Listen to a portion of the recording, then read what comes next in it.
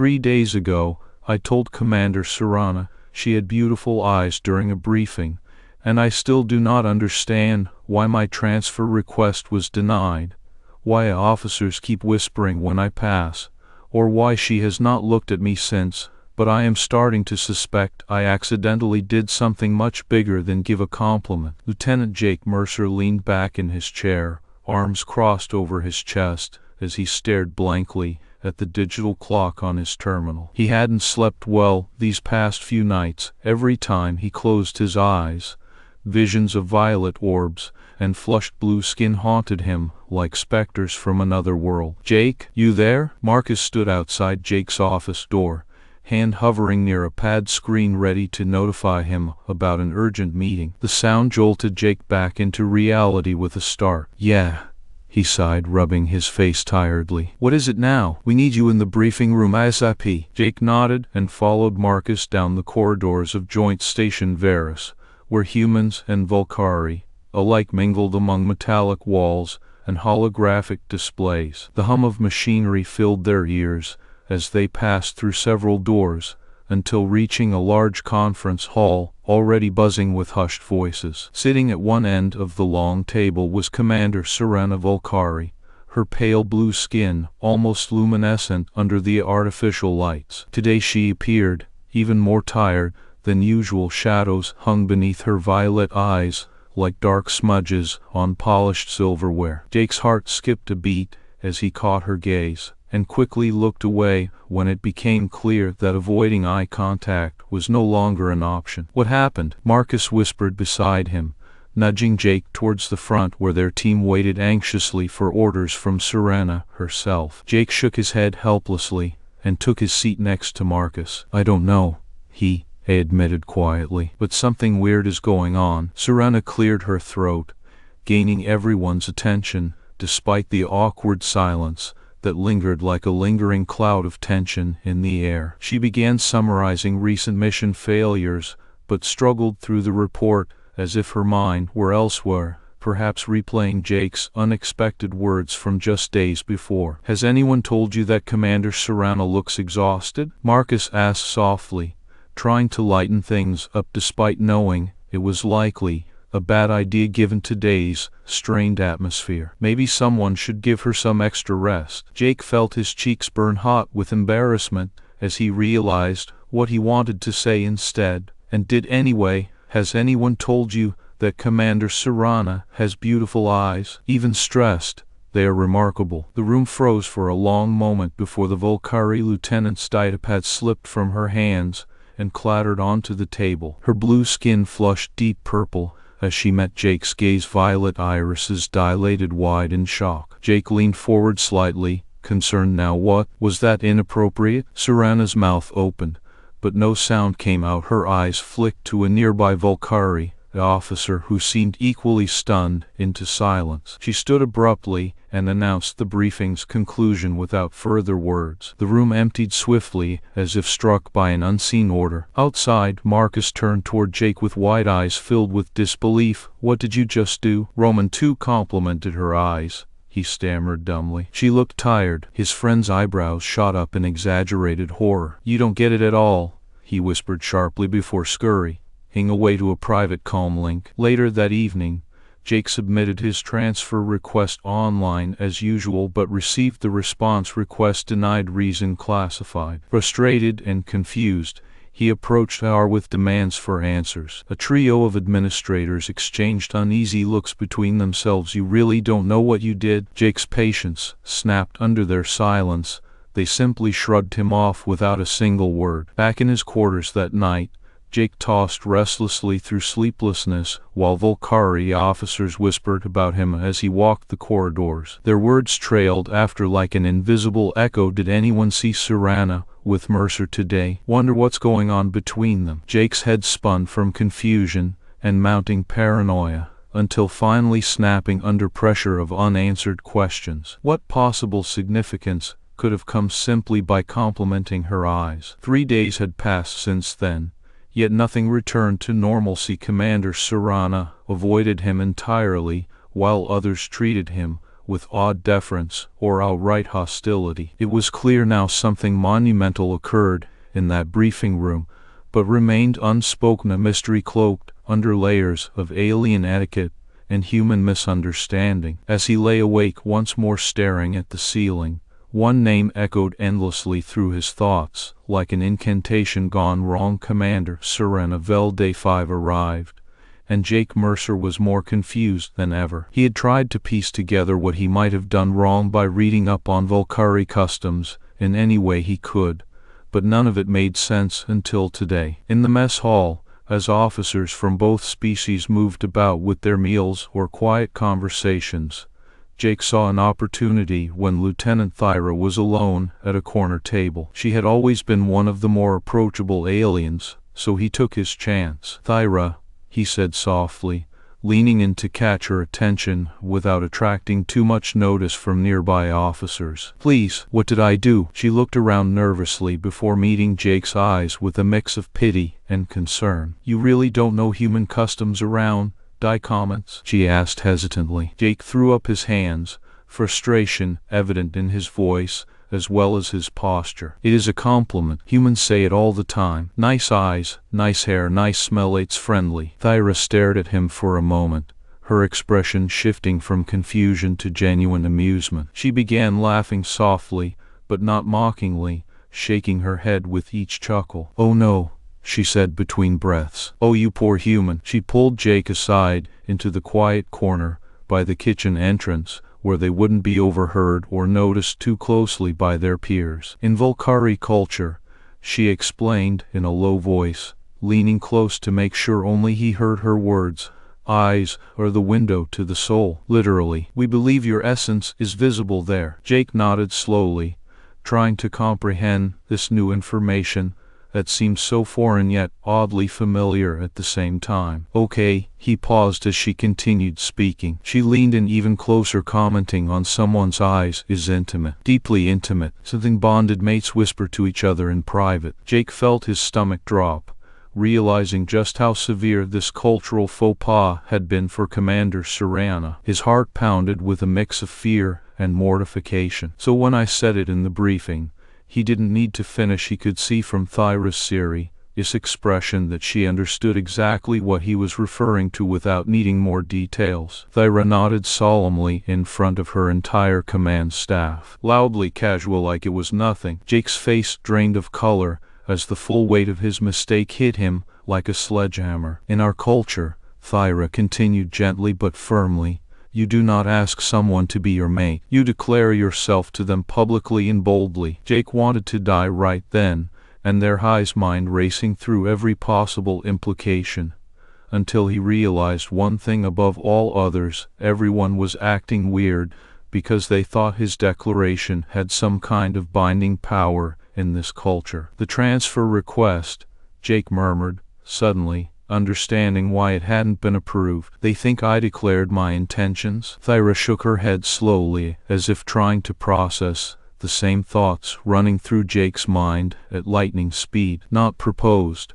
she clarified with a grin that widened when he understood how severe this was. "Declared. In our culture, you do not ask, but declare yourself publicly and boldly." She patted his shoulder reassuringly. "Your transfer was denied because Commander Syrana has yet to reject your declaration officially. Until then, by custom, she remains bound with you in this station assignment." Jake's mind reeled as he processed all of this information at once, a mix of fear for losing his career and an unexpected surge of hope mingling together inside him. "Bound?" he asked, half dreading the answer but needing to know anyway. "So it's why she hasn't rejected me." Thyra's grin widened. "Interesting, right? 15 years rejecting suitors. But your declaration?" Silence. Jake nodded dumbly as he tried desperately to find some way out of this mess before realizing there might not be any quick solutions after all. "Good luck," Thyra said finally,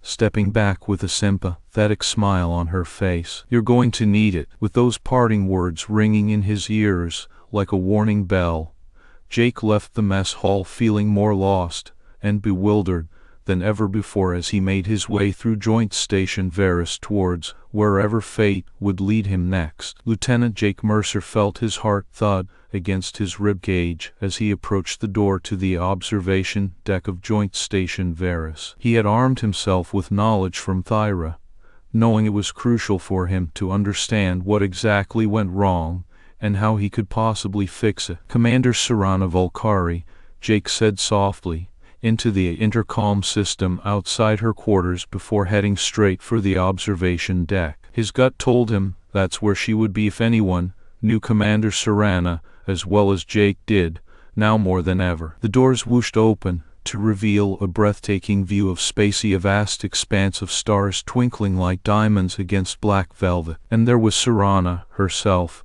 standing at the glass wall, her back rigid and her stance defensive, as if ready for an incoming attack rather than simply enjoying the serene beauty before them. "Syrana," Jake called out gently but firmly when he entered, his boots echoing softly on the metal floor. She tenses immediately upon hearing him approach, turning slowly to face him with a mixture of wariness and something else that made his heart clench uncomfortably in his chest. "Though, Lieutenant," her voice as cool as she addresses him formally, her posture rigid and distant despite how close they are standing now. "You should not be here." Jake stops at the edge of the observation deck, aware he's on her personal space, even though it technically belongs to all officers of Joint Station Veris. He knows their boundaries need respect, especially when he's already overstepped them so dangerously before. "I know what I did now," Jake begins softly, his eyes meeting hers for a brief moment before trailing away in deference and humility. "I understand the cultural significance." Her eyes narrow slightly, but not unkindly, as she watches him carefully, weighing her next words with care. She is cautious, almost defensive, and rightfully so given their current predicament. "Then you understand why you should leave." Syrana's tone carries a heavy weight of finality that seems to contradict the look in her eyes, a mix of confusion and something else he can't quite place, but which unsettles him deeply nonetheless. It's an emotion unfamiliar yet strangely captivating, like watching a storm brewing over an otherwise calm sea. Jake doesn't move though. Instead, his stance shifts from one foot to another, his hands clenching into fists at his sides as the gravity of her words settles in around them both. "I also understand that you have not rejected it," he presses on stubbornly, despite knowing better than to push too hard given their current cultural misstep. Silence fills the room for a long moment before she turns away again, facing out toward space once more, but no longer looking at him directly, a clear signal of dismissal, yet another subtle invitation left hanging in the air between them. Jake swallows hard, feeling his throat constrict with nerves and an undeniable yearning to bridge this divide somehow. "Every suitor for 15 years, he ventures softly now, as if speaking through a fog. "Thyra told me, proper declarations, through proper channels, all rejected." She finally turns towards him then, her violet eyes reflecting the starlight in their depths, conflicted and filled with an intensity that sends shivers down Jake's spine. "Because you meant it," Syrana whispers almost to herself, but still audible enough for him to hear clearly. The admission feels like a punch straight to his gut. He blinks rapidly, stunned into silence by the implication of her words. "What?" he can't help asking when she moves toward him, then, with an air both threatening and intriguingly intimate all at once, like walking into unfamiliar territory without a map, but somehow knowing exactly where you need to go nonetheless. "Every suitor for 15 years, Syrana repeats softly now, closing the distance between them slowly yet surely, as if testing whether he'll pull back from her approach. "They said those words because they wanted power, position, alliance." Jake swallows hard again, feeling his heart rate increase palpably under this intense scrutiny, mixed with unspoken yearning that crackles through the air like static electricity. "You blurted out something in a briefing," Syrana continues, almost to herself now more than speaking directly at him, but her words still feel like they are being directed into every cell of his body. "Like an idiot, And you spoke it without knowing why or what. He steps closer despite the warning signals flaring through his mind to dance with destiny, where each move feels weighted yet unavoidable. She stops close now, their proximity, electric in its intensity, her breath warm against him, as she speaks softly, but clearly, into this charged atmosphere. You looked at me and saw something beautiful, Syrana explains, then, almost gently, but her words still hit like a thunderclap reverber. Jake had barely slept over the last few nights, haunted by Syrana's words, and his own reckless declaration echoing through his mind like a constant refrain. The observation deck had frequented in search of peace felt colder than ever as the reality of their situation settled heavily on him. Every moment spent away from her weighed heavily on his conscience until Rix approached him with an unexpected challenge. Jake Mercer, Rix, Syrana's second-in-command and Jake's training partner for 6 months now, called out to him one day in the station corridors as he was making a routine patrol around Veris. I have heard about you. Unfortunate choice of words. He paused dramatically before continuing, with a challenging smirk playing on his angular features. Jake bristled at Rick's tone and couldn't help but return it, eyes narrowing into slits despite the awkward tension between them ever since Syrana's unspoken admission. And, he prompted curtly, crossing his arms over his chest defensively, a stance that only seemed to provoke Rix further. Let me be honest, Rix continued, unperturbed by Jake's reaction or lack thereof. I am not in favor of this sudden interest you have piqued with Commander Vel'Kari. Jake's stomach twisted uncomfortably as he realized the implications behind Rix's words and his implied challenge. He felt a mixture of protective instinct towards Syrana mingling uneasily with genuine dread. But I think we both know that if you truly mean what you said, Rix went on, eyes narrowing further into slits now matching Jake's expression from earlier, both wary yet unyielding in their mutual understanding, then there is only one way to prove it. Jake met Rix's gaze evenly for a moment before nodding curtly. He understood the necessity of what was being suggested, even if he feared how badly things might go wrong. Combat ring, Jake replied, voice hardening as determination took hold over lingering fear or doubt. Tomorrow at dawn. Rix bowed slightly in acknowledgement, and with that terse exchange, left Jake alone to brood over impending doom. As soon as Rix was out of sight, a familiar voice sounded behind him, causing his shoulders to tense involuntarily. Syrana, he greeted stiffly upon turning around, only for her eyes to narrow at the scene playing out between him and Rix earlier. Jake, Syrana replied, with an equally cool tone that made it clear she hadn't missed their interaction. This is madness. He swallowed hard, knowing full well how much was riding on this confrontation, even if he couldn't quite articulate why himself just yet, beyond the raw instinct driving him forward now. You will die. It wasn't a question. Her words were an absolute statement, delivered with quiet certainty. Jake met Syrana's gaze squarely despite his heart pounding in anticipation and dread mingling together beneath skin stretched tight over bones. Maybe, he admitted softly, knowing how much truth lay behind those two simple syllables. But then he smiled softly yet confidently and added quietly for her ears alone, but I will die meaning what I said. The next morning arrived quickly under the shadow of this looming conflict. The ring was set up with spectators gathered around, a mix of Vel'Kari warriors, fellow humans from Veris, and even some curious alien observers keen to witness the spectacle unfolding before them. Jake entered first, his heart racing as he saw Rix waiting for him on the other side, a cold determination burning in both their eyes. Syrana watched intently nearby but kept her distance, their interactions too fragile now, after so many misunderstandings and deliberate avoidance tactics employed by both sides, to truly allow close proximity just yet. Rix attacked first, moving with fluid grace honed from years of combat training, his strikes fast and precise as he sought control early on. Jake's own reflexes were sharp, but not nearly enough against his opponent, who seemed almost telepathically aware whenever Jake attempted a counter-strike or defensive maneuver. Every blow landed was like another nail hammered into the coffin, sealing Jake's fate here. If anything, each one served to reinforce how much Rix outclassed him in every respect, save perhaps sheer stubborn refusal to give up despite physical evidence clearly pointing toward defeat. But Jake fought back nonetheless, with grim resolve, notching his chin upward defiantly, even as blood trickled down from several cuts already littering his face and hands. And then it happened, at the moment he had been waiting for,